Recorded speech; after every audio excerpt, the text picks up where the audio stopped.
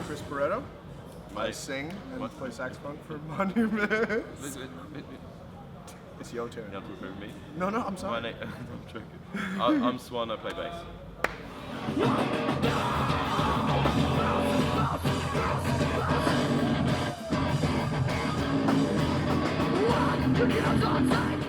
Woo! We fucking love the French. We love it. It's amazing.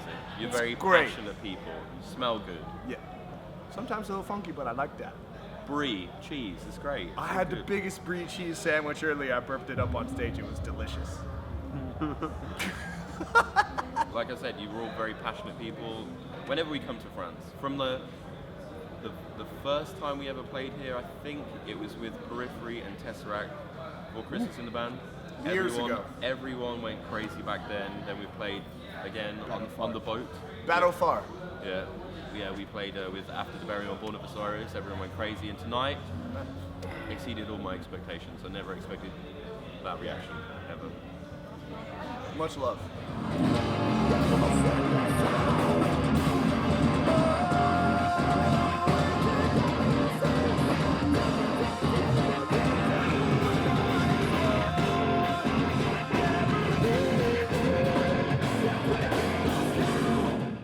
She actually said it the way, thank you.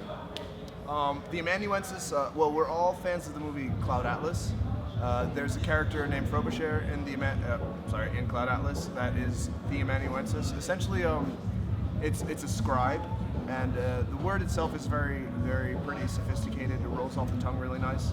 And for what we were trying to do, because there's this huge story behind the lyrics of the record, it conveys essentially that the listener is the Amanuensis. So like you're scribing the story of the record because you're experiencing it personally. So that's essentially where it comes from.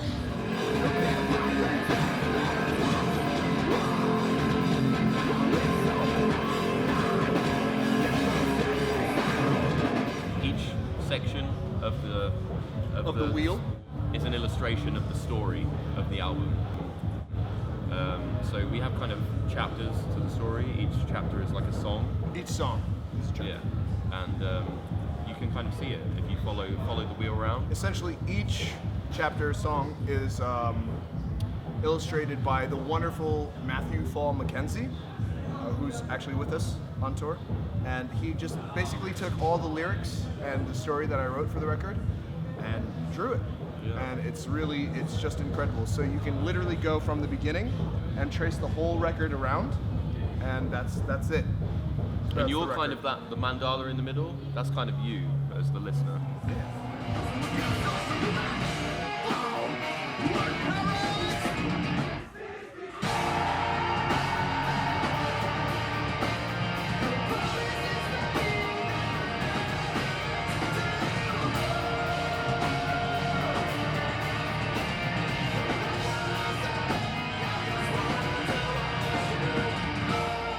Writing on this record, like when Brown was writing stuff and everything, the riffs are very intricate, and there's a lot of technical elements that are very subtle just because of just the nature of the songs themselves.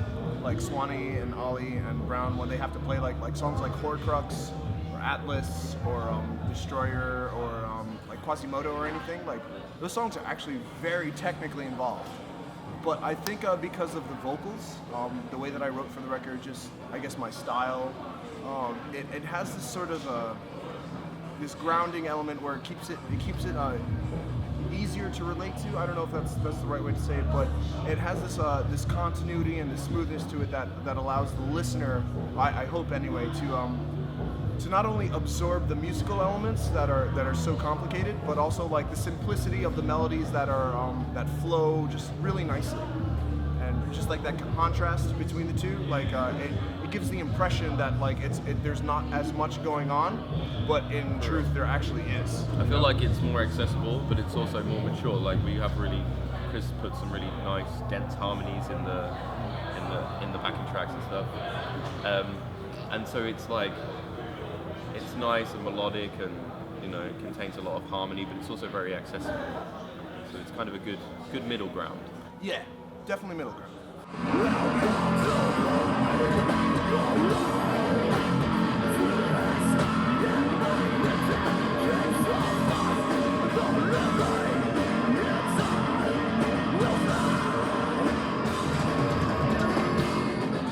bit more of a mature approach to songwriting, I believe. I think Chris, he approaches it more as a musician. His first instrument is sax. It's true. He was a singer. Actually, When he listens to music, I feel like he has a bit more of a grip on the riffs and the time signatures and stuff than most singers. I try to be as inside with the band as possible because the way Brown and Ollie and Swan, like the way that they come up with stuff, like it's just, I don't want to be like, you know, here's the music and then here's the vocals on top. You know what I mean? Like there has to be this sort of just like interweaving intricacy that and as a jazz player, he's used to that, right? So he's used to like hearing motifs and playing motifs and like call and response and listening to the musical environment instead of just sitting on top of it. And then when we're doing it live, it's like it's got even more like interplay because like there's liberties that we'll take and it's fun. And that's the point, to make it fun.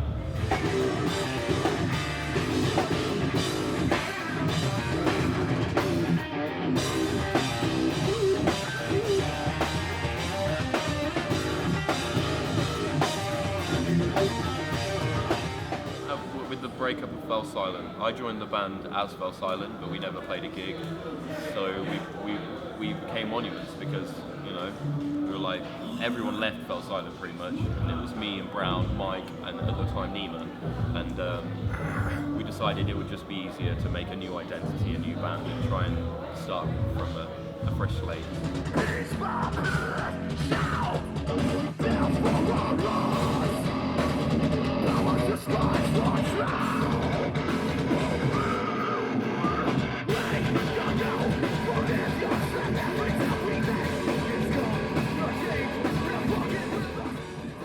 Time and things of that nature always happen regardless. My example is that like in the 30s and the 40s when like Charlie Parker and Dizzy Gillespie were playing like this new style of jazz, everybody called it bebop.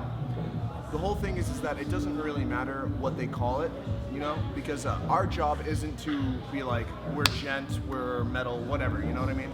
We play music, we write it, it feels good to us, it makes sense to our ears and to our imagination, and then whatever the world calls it, that's up to them. So it's an identifying mechanism, you know. I almost think our job is to rise above the label and just be our own entity. It's the condensing form of like the way to understand it. You know, in many ways it's like the E equals MC squared. It's just easier to refer to the whole thing as djent because it's just. And it makes it easy to search for. Exactly.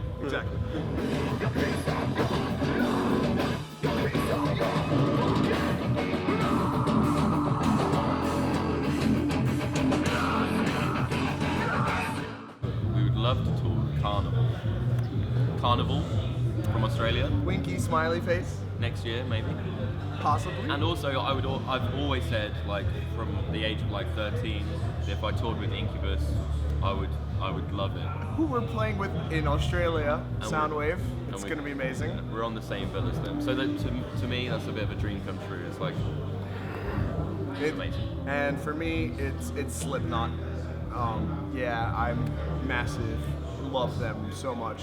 If we ever toured with Slipknot, I think I'd have an orgasm every night. So.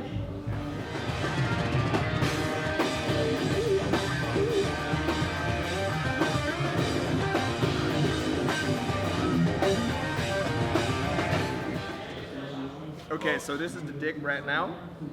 Hopefully, without any pills, it goes like that. But then in the future, it's like, holy shit. What? Oh my God! And then everybody's gotta fit that inside. And it's a beautiful dick. It's a beautiful. How do you see Monuments in the future? It's a beautiful dick. Judging by the reaction we've got just even this year, Yes. as opposed to last year, it's telescoped dramatically, like a big That was erection. subconscious. That was some subconscious shit. She did Stop covering your mouth. Indeed. Keep it cool, keep it cool. But who knows? Who knows?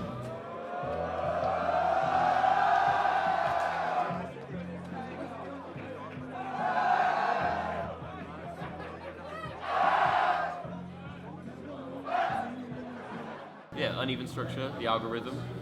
Yeah, Gojira. Gojira. So Oh my God, Gojira yeah. are incredible. Yeah, they're That like ride the- bell though. And they're so fucking, they're so tight. I'm actually new to Gojira, and they just, I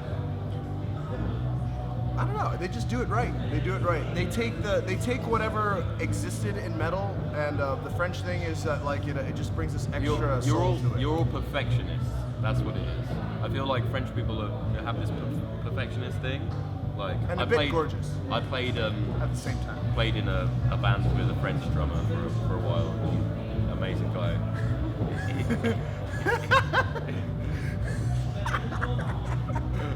You know Boris Legal? Shout out to Boris Legal. Boris, we love you. When I say let's go, turn this fucking floor into a war zone. Are you ready?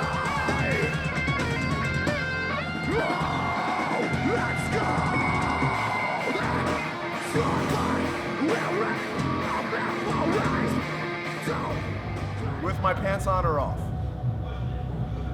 off. Okay. Just the no. Just the pants. There was a bit where there was a show we played in Russia, and we played a song. It was Denial, wasn't it? We played our song Denial from Gnosis with Dan Tompkins from Tesseract. Who's singing right now? And there was a bit where both Chris and Dan just stage dived into the crowd at the same time. I think you did a front flip, or Dan he did a front flip. did a front flip into the crowd, and the whole crowd just went crazy. Yeah. And I remember I was playing the song, I looked up, and it was just chaos. And I just had this moment of realization. I was like, this is amazing. This is like, we're touching people, you know. So that was a big highlight to me. Big one. Big long one. Big fat long. Russia is amazing because they bring that. This tour has been great though. It's been really cool to come back to all the people we haven't seen in a long time. Just wish I didn't have to eat so much cheese and bread. But still, we get food though. We get food. Because in some places we don't get food. America! And that's where I'm from. Niggas.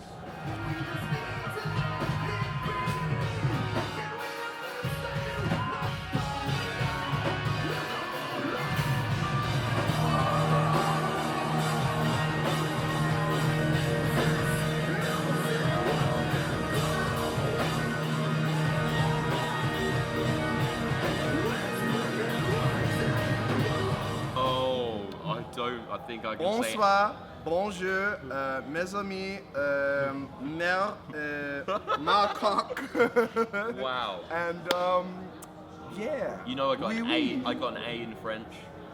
Couldn't say a sentence to you. I could say. Puis j'allais aux toilettes. That means can I please go to the bathroom? Dans ton cul, dans ton cul, dans ton cul. Mets ta chatte dans ton cul, dans ton cul. That's what we got. See, the funny thing is, I used to date a French girl a long time ago, and the only thing I don't remember now, but the only thing that we could say was hello, I like you, and take off your panties. And Can you say it? can you say it? Because I kind of forget. What is it? Well, Take off. bonjour. Allô, bonjour. Bonjour. I like you. I forgot that one. Je t'aime. Je t'aime. Bonjour, je t'aime. Enlève ton pantalon. And take off your panties. Enlève ton pantalon. Oh. Enlève ton pantalon. Enlève de pantalon. Yeah. Yes, that's enlève de pantalon. Ladies, that's all you need Well, to go know. on then. Well, shit, nigga, fuck. I can hear you right now. We fucking love you. Our French fans, we love you. I love you. You're very passionate people. You smell great, a bit like cheese sometimes. Sometimes. That's okay. It's a bit brie-like, but still, you Great. smash it. Cavossier, I like that. Everything's good. You know what I mean? We'll keep on hanging out. Come out next time.